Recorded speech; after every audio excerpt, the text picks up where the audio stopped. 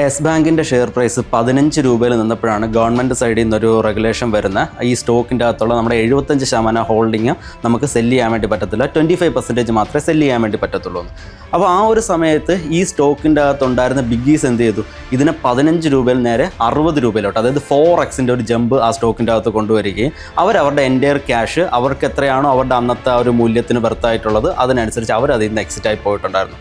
സാധാരണക്കാർ ഇതൊന്നും അറിയാതെ ഈ സ്റ്റോക്കിൻ്റെ അകത്ത് 60 രൂപയിൽ ചെന്ന് പൊസിഷൻ ബിൽഡ് ചെയ്തു. കാരണം അവരെ സംബന്ധിച്ചിടത്തോളം സ്റ്റോക്ക് വളരെ ചെറിയ ടൈം ഫ്രെയിമിൽ 15 രൂപയിൽ നിന്ന് 60 രൂപയിലോട്ട് എത്തിക്കുകയാണല്ലോ. അതേ കണക്കിന് നമ്മൾ വേറെ പല സ്റ്റോക്കുകളിലൊക്കെ നോക്കാൻ നേരത്ത് ഏണിങ്സ് ഡിസപ്പോയിൻമെൻറ്റ് വന്ന് സ്റ്റോക്ക് പെട്ടെന്ന് 20% ഇടിയുന്നതാണ് 1-2 ദിവസത്തിൽ. എന്നിട്ടൊരു 3 മാസത്തിൻ്റെ അകത്ത് തന്നെ ഇത് പ്രീവിയസ് ഹൈ എടുത്തോട്ട് വരും, സാധാരണക്കാരവിടെ പൊസിഷൻ ഇടും, അത് കഴിയുമ്പോഴത്തേക്ക് സ്റ്റോക്ക് പിന്നെ ഇടിഞ്ഞ് താഴോട്ട് തന്നെ പോകുന്നതായിരിക്കും. അപ്പോൾ ഇതിൽ നിന്നൊക്കെ മനസ്സിലാക്കേണ്ടതെന്ന് വെച്ച് കഴിഞ്ഞാൽ ബിഗ്ഗീസ് ഒരിക്കലും പൈസ നഷ്ടപ്പെടുത്താറില്ല. അവരെ സംബന്ധിച്ചിടത്തോളം അവർക്ക് എക്സിറ്റ് ചെയ്യേണ്ട സ്റ്റോക്ക് പ്രൈസിലോട്ട് അവരിതിനെ എങ്ങനെയും എത്തിക്കുന്നതായിരിക്കും.